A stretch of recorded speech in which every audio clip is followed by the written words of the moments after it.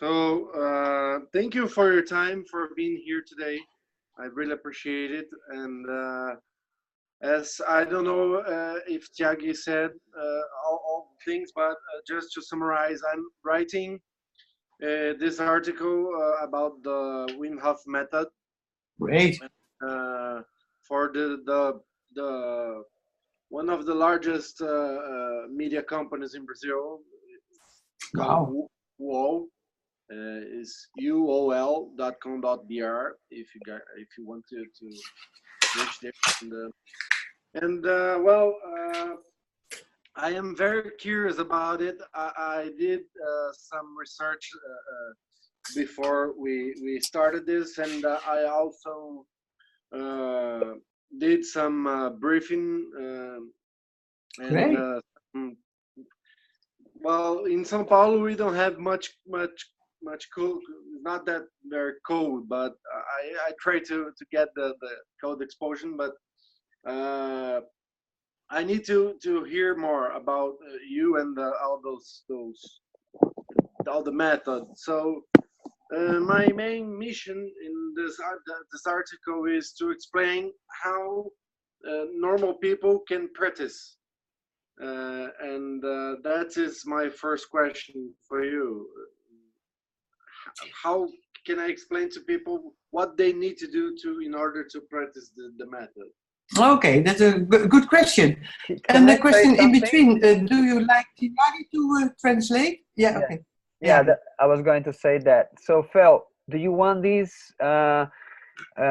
interview to be all in English, or would you be okay if I would translate from time to time? Oh, free to you use it in our YouTube, isn't it? Well, that would be actually very helpful if we could do that, because we are also launching this online course, so people could also, after your article is launched, of course, then people could also have another more perspectives on what these 5 modules are all about and things like that. All right, feel free to do it. Excellent.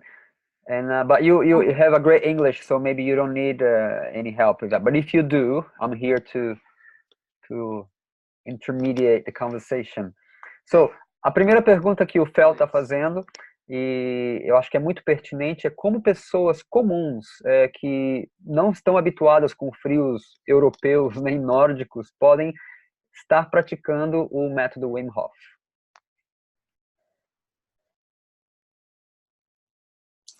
So how do we proceed? You ask the question, I answer, and you translate in between, Thyagi? That could be a way. That could be a way, unless there is more conversation happening. And I can also summarize from time to time and ask you guys, just a second, let's just put everybody on the same page, and then we just proceed. Okay. And is it that you will give a sign when I have to be silent? Either that, or I'll just send you my telepathic thoughts and then you capture them. That's good. Okay. So the first question that is nice for you maybe to repeat is what can people do to practice this method? That was your question, Fel? Yes. Yes, good. I already said that, Vicky. Carry on. Oh, you did. Okay. So actually they should learn the method, but how to proceed without actually doing a course or doing a video course, that is by starting, for instance, with cold adaptation. And what they could do is start, which is difficult in Brazil, I guess, but start showering cold. First, just warm, and then at the end of the warm shower, 10 seconds cold, and then build up until 30 seconds. There has been a big research in cold shower and among 1,000 people, and then they found out that ending shower cold is really very healthy. People were less sick and more energized, had more energy, less staying home from work. And then it didn't matter if they showered 30 seconds, 60 seconds or 90 seconds. It is all good. So that is a nice start. Maybe you want to Nice one. translate. O que a Vicky está pontuando, então, é que, claro, no Brasil é um pouco difícil a gente ter acesso a esses frios, né, europeus. No entanto, já é muito válido a gente começar terminando o nosso banho de uma maneira fria. Claro que ela começa dizendo que o importante é você aprender o método, seja num curso online, seja no curso presencial, que tem muitas variáveis e muitos elementos, não só simplesmente se jogar numa banheira gelada, que não é o ponto mesmo, né, que a gente vai chegar lá. Mas se você não tem acesso ou se você já quer começar essa adaptação ao frio, então a melhor forma seria terminar o seu banho frio, o banho quente, desculpa, com 10, 30 segundos, 40 segundos, enfim, de banho frio. E algumas pesquisas já bem aprofundadas já conseguiram comprovar que o benefício de um banho frio depois do seu banho quente, seja ele de 30 segundos, 60 segundos ou 90 segundos, é praticamente o mesmo. É mais esse choque térmico que você vai causar no seu organismo que vai estar chegando nos benefícios que a gente tem com o método Wim Hof. Okay. A question: where can I find this research about the cold shower? Let me see. I will try to. Yeah, you can get it in a fire, but I will make a note. I will try if I can find it, and then I will send it to Thyagi, and he will send it to you. Cold. Research. Cold. Yes, send. Yeah. So you can read it for yourself. That's nice. And if I give a workshop, for me that is a prerequisite. So people have to do this before they attend the workshop, because I want them to get used to the cold. And if people at home want to take it a little further, then they can extend until they can do 10 minutes cold shower. This they all can do on their own.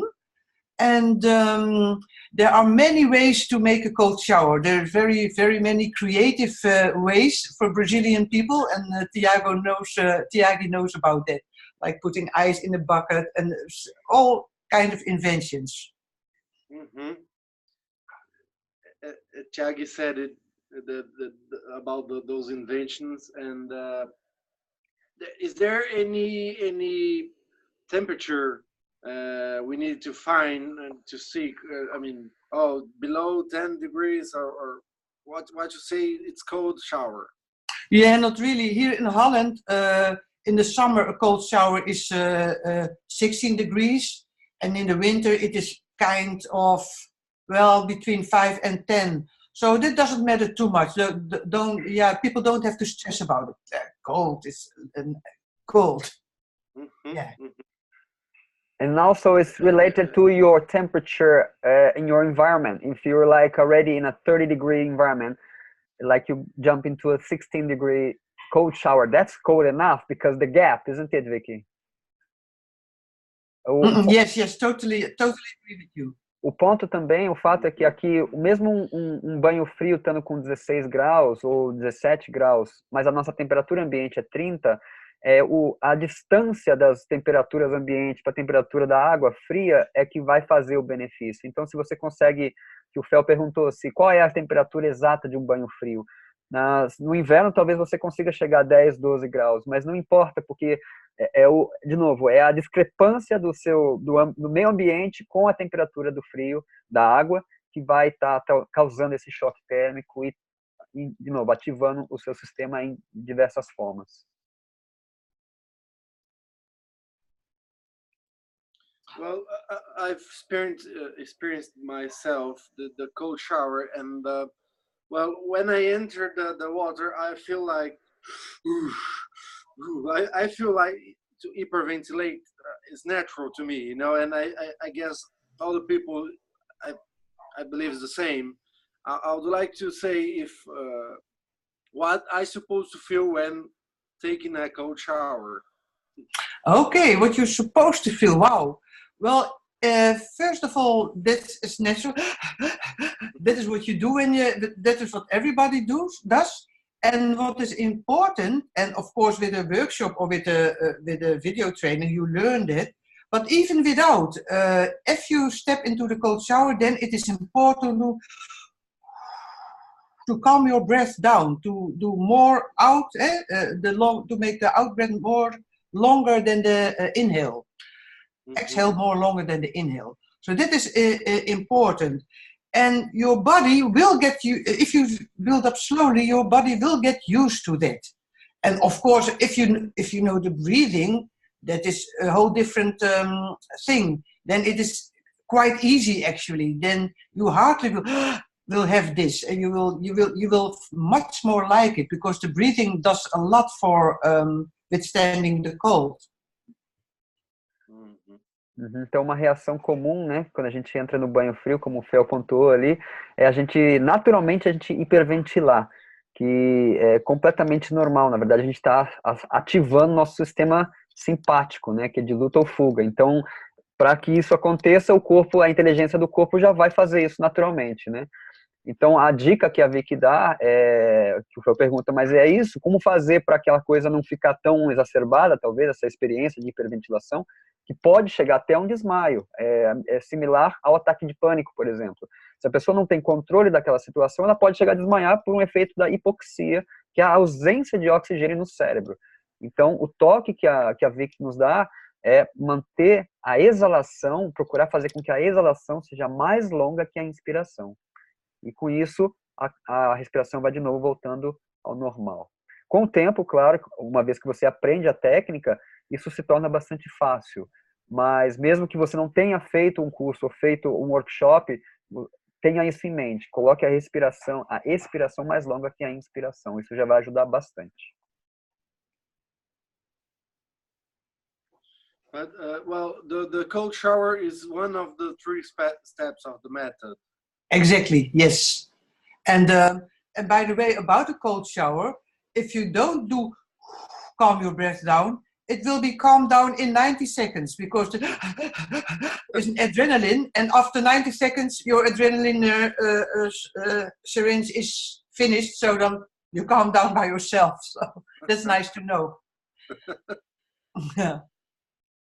And well, just before we enter in the next 2 pillars, how if I would like to expose to more colder temperatures, how can I not have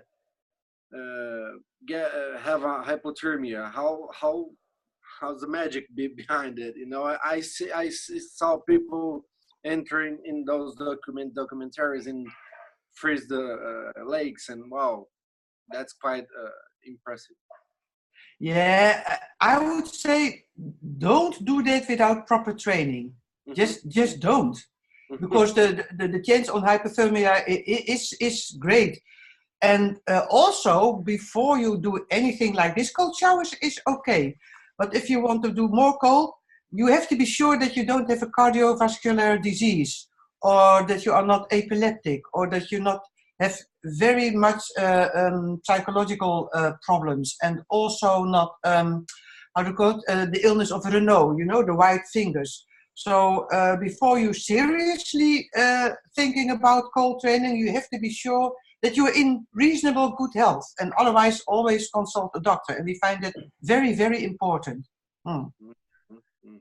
Acho que é importante falar essa parte. Então, o Fel coloca, então, como fazer para ter uma imersão gelada, assim como a gente vê em muitos documentários, as pessoas fazendo imersões em lagos congelados e não terem o efeito da hipotermia, né?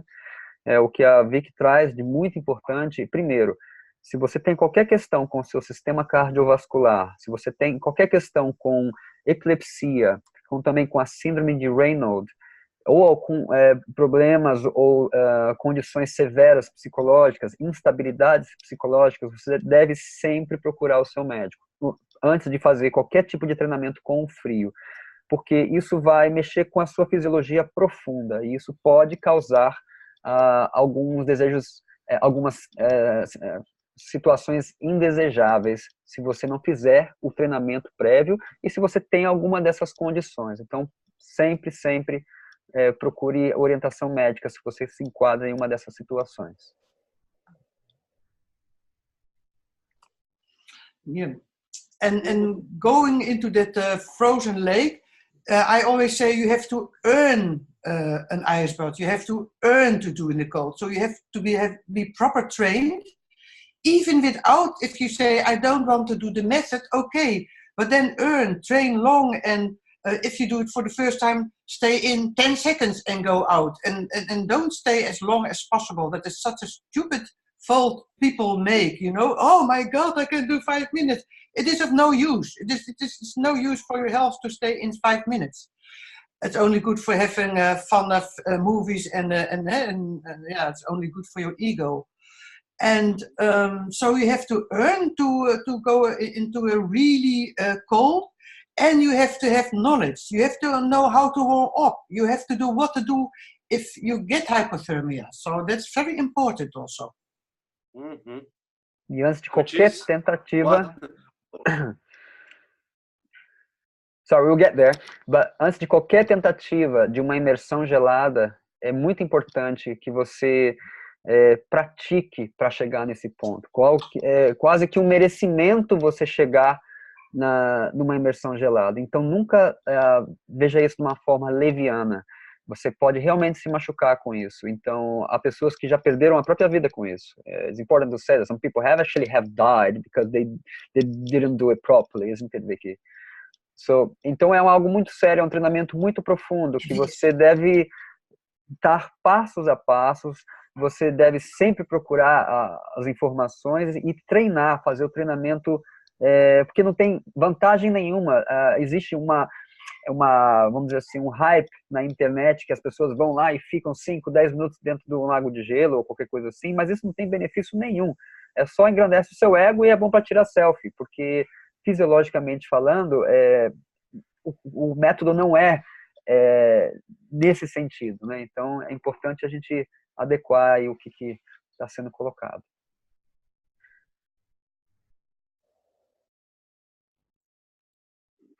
Well, talking about now the breathing techniques. Yeah. This breathing techniques, I have some experiences with rebirthing and holotropic breathing. I don't know if you guys know it, but I think what I saw in one documentary in Spanish, when was in Poland, I think, conduct with a group of people and doing this kind of breathing, which reminds me to the rebirthing breathing. It's what you say. And your question is? No, if it's the same. The similarities are okay. Yeah, rebirthing actually. I would compare. I know rebirthing. I would compare it with phase 1 of the Wim Hof method. This also consciously hyperventilating, and then and you get this Coca-Cola in your blood and all those things, and you get the catharsis. You have to cry, and this is really to invoke emotions and to get and to release those emotions, and everything can happen then. It's a nice method also. So I would compare that with phase 1 of the breathing. I'll tell you a bit about the breathing. The Wim Hof breathing consists of a couple of rounds, 4 rounds or 3 rounds, and every round has 3 phases. And phase 1 is what we call hyperventilation or superventilation. You can also say that because hyperventilation has a bad connotation with it for people who suffer from that. It is consciously hyperventilating. This, and I can say much more than just doing this because it's really important to do it quite well. And it is a bit different from rebirthing because you inhale to the nose and exhale to the mouth. I didn't know that. And Wim says you can inhale through every hole, doesn't matter. But I say do it through the nose in and to the mouth out, because then you have the most control, and it has less similarity with hyperventilating. But it is the same mechanism. only better inhale to the nose. But if you're very experienced, you can also inhale through the mouth, no problem. And that is phase 1, and it is called oxygenating, getting a lot of oxygen. And then phase 2 is after 30 inhales or 40, you exhale, and then you wait, you stop. And in that stop, that is really, really great. You just feel, you just stop, you just relax. And as soon as you feel the urge to breathe, then you breathe and you hold it for 10 seconds. And then you breathe out and start the next round. So that is quite a difference between that and hyperventilation. And I can say a lot about the theory of the breathing, because there's a lot of theory behind that. But maybe first see if Thyagi wants to say something to summarize this. Então, o Fel pergunta sobre a respiração do renascimento holotrópica, né? Se há alguma semelhança com a respiração do método Wim Hof. E o que a Vicky está dizendo é que sim, com a fase 1 da respiração do método Wim Hof, que consiste nessa hiperventilação ou superventilação. É importante dizer também que a Vicky coloca que é importante respirar pelo nariz. Isso tem uma série de questões científicas que a gente não entrou agora, acho que talvez nem entre, que seria a liberação de nitrato, óxido nitroso, enfim, isso tem um monte de efeitos nos seus vasos capilares e tudo mais. Mas então, o Wim Hof diz que você pode respirar pela boca, por onde puder respirar, mas isso pode também ter alguns outros efeitos, né? Então, a princípio, é importante respirar pelo nariz e soltar pela boca. Isso seria a fase número 1. A fase número 2, depois de 30, 40 inspirações intensas, a gente exala e fica sem respirar o quanto nós pudermos ficar, né? É um momento muito bom para relaxar, para você, enfim, entrar num estado contemplativo. E quando se sente a vontade novamente de respirar, inspirar, retendo com os pulmões cheios e contar os 10 segundos. Isso seria assim o resumo do resumo do método, da respiração do método Wim Hof, que tem, de novo, semelhanças com o método do renascimento, mas apenas na fase número 1. Então, existem muitas outras questões que acontecem nas retenções, enquanto que na respiração holotrópica é uma constante hiperventilação que vai estar trazendo efeitos catárticos, enfim, emoções que estão assim a nível subconsciente virem à tona.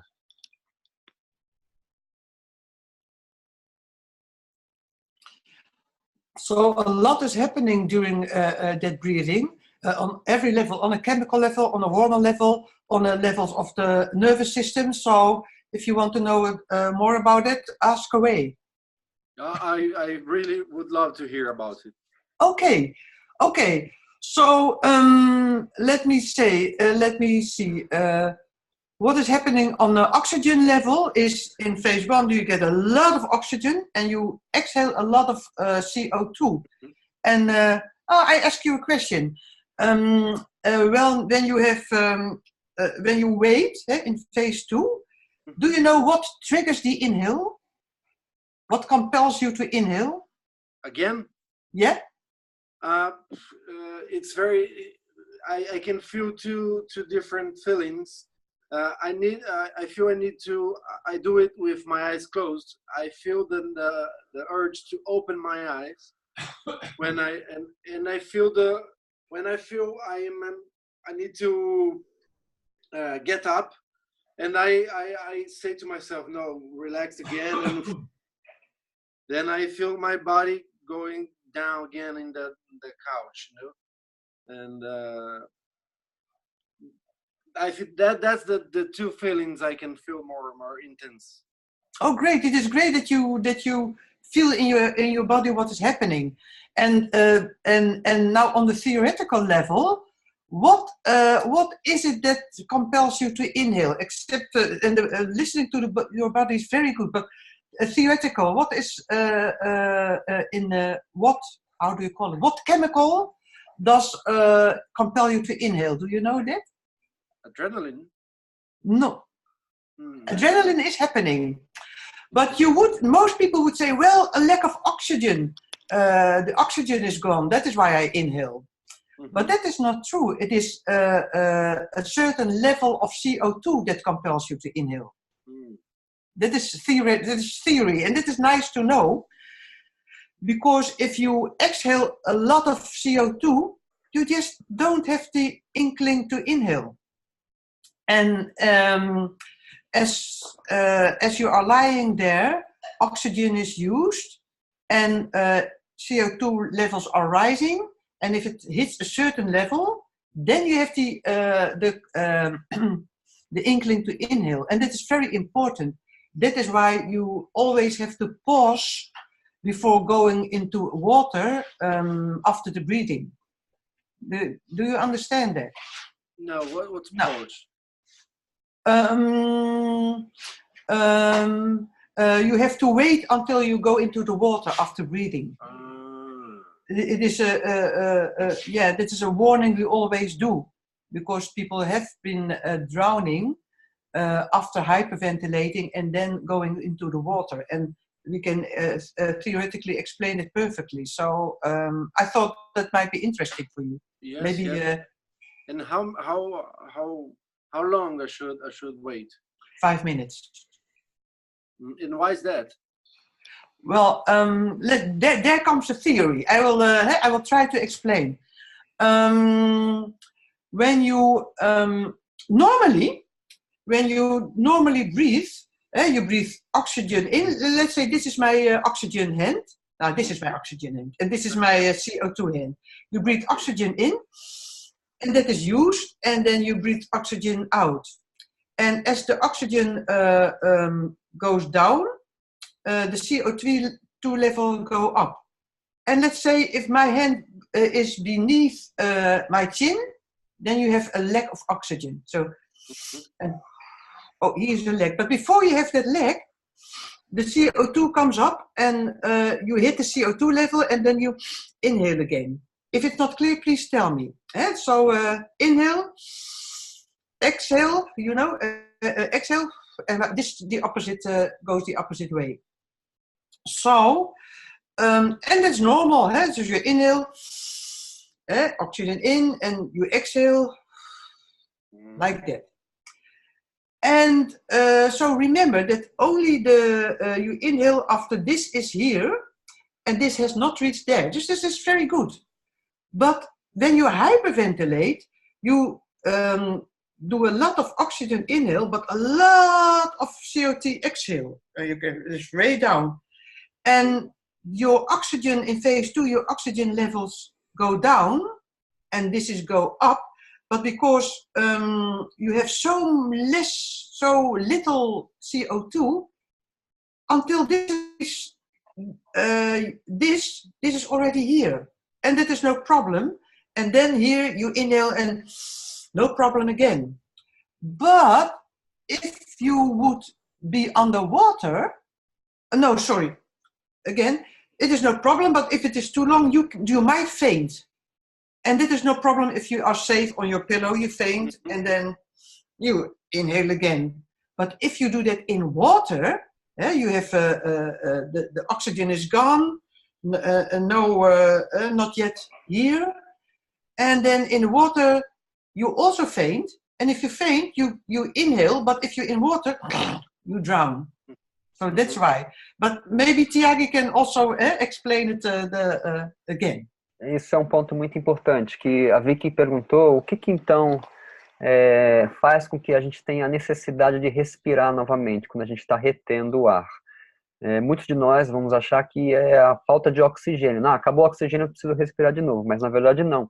É o gás carbônico que chega num certo nível que desencadeia uma nova respiração. Por isso é importantíssimo, depois que a gente faz a respiração do método Wim Hof, sempre espere por volta de 5 minutos antes de entrar numa situação que seja você numa banheira de gelo, num banho, mesmo até no chuveiro, porque você pode vir a desmaiar, e eu vou explicar como isso pode acontecer. Até mesmo se você estiver dirigindo, isso pode acontecer. E se você desmaiar, dirigindo não é uma boa ideia, né? que acontece? Quando a gente respira, o nível de oxigênio sobe e o CO2 abaixa. Só que, naturalmente, quando a gente respira, depois que um tempo o oxigênio vai sendo usado pelo todo o sistema, todo, né, o que está acontecendo dentro do corpo, e os níveis de CO2 vão aumentando. Quando chega num ponto óptimo, você tem a necessidade de respirar novamente, o oxigênio sobe de novo, CO2 desce.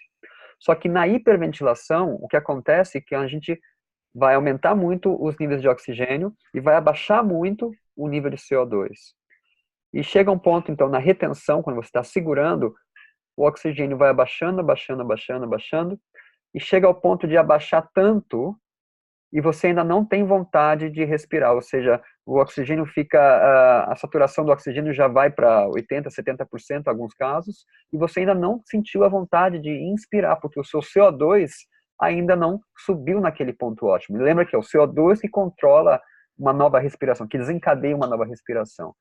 Nesse momento, pode vir a acontecer que aquele efeito da hipoxia, como eu falei, falta oxigênio no cérebro e você desmaia. Se você desmaiar durante fazendo o método, você vai sentir que você dá um apagão, só que a hora que chega ao CO2 no nível óptimo, como se você desperta meio que assustado, e aí você se dá conta, puxa, eu apaguei. Se você estiver numa situação deitado no chão ou sentado, no máximo que pode acontecer é você cair para trás, então é importante que você também esteja numa situação segura, com nenhuma quina se você bater a cabeça. Agora, se você estiver no banheiro, tomando banho, assim que você faz a respiração e os seus níveis de oxigênio estão muito baixos e o CO2 ainda não chegou no ponto de liberar uma nova respiração, você pode desmaiar, pode bater a cabeça, se você estiver dirigindo, você pode causar um acidente. Ou mesmo se você faz a hiperventilação e já vai entrar num banho de gelo, numa piscina, você pode desmaiar. Se você desmaiar debaixo da água, ou se você for foca para se salvar. Guys, we've got 7 minutes for our call to end. We can always start a new call, but just letting you know. Yeah, so yeah, we talk about 5 minutes and then maybe, oh, that's very good. Yeah, I see it. Call again. Yeah. So one quick question is, I heard Win to say squeeze the air to your neck and to your head. How can I do it? How's how can we do it? Yeah, so